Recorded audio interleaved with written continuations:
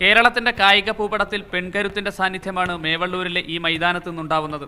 2.5 വർഷം മുമ്പ് ആരംഭിച്ച വനിതാ കായിക അക്കാദമിയിൽ ഇപ്പോൾ 40 കുട്ടികളാണ് പരിശീലനം നേടുന്നത്. തുടക്കത്തിൽ റോളർ കായിക വിഭാഗങ്ങളിലായിരുന്നു പരിശീലനം. പിന്നീട് ഫുട്ബോൾ, ഹോക്കി, ക്രിക്കറ്റ് എന്നിവയിലേക്ക് തിരിഞ്ഞു. പരിശീലനത്തിന് വേണ്ടി വരുന്ന ഭാരിച്ച ചിലവുകൾ കാരണം ക്രിക്കറ്റും റോളർ കായിക ഇനങ്ങളും ഒഴിവാക്കി. റോളർ ബാസ്കറ്റ്ബോൾ കേരളത്തിൽ ആദ്യമായി പരീക്ഷിച്ച ഈ സ്കൂളിലെ കായികാധ്യാപകൻ ജോമോനാണ് ഇവരുടെ പരിശീലകൻ.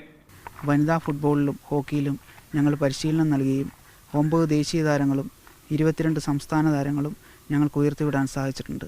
ഇപ്പോൾ ഈ അക്കാദമിയിൽ വളരെ പ്രാരാബ്ധമായ ഒരു സ്ഥിതിയിലാണ്.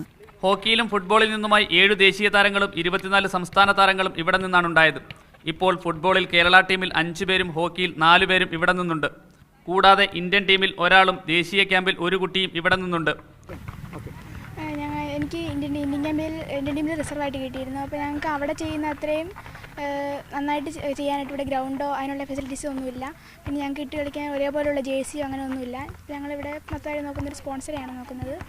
കേരളത്തിൽ ഏറ്റവും വലിയ കോളനിയായ ഇരുമ്പയം, മാടത്തോടം, ചന്ദ്രാമല തുടങ്ങിയ കോളനിയിൽ നിന്നുള്ളവരാണ് ഇവിടെ എത്തുന്നവരിൽ അധികം കുട്ടികളും.